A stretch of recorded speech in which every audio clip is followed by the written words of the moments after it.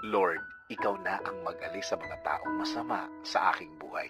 Panginoon, una sa lahat, salamat sa laging pag-aalaga mo sa akin.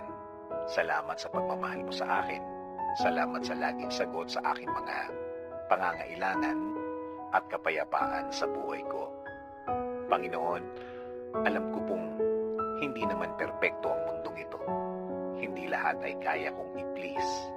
Hindi lahat ay oo sa aking mga sinasabi.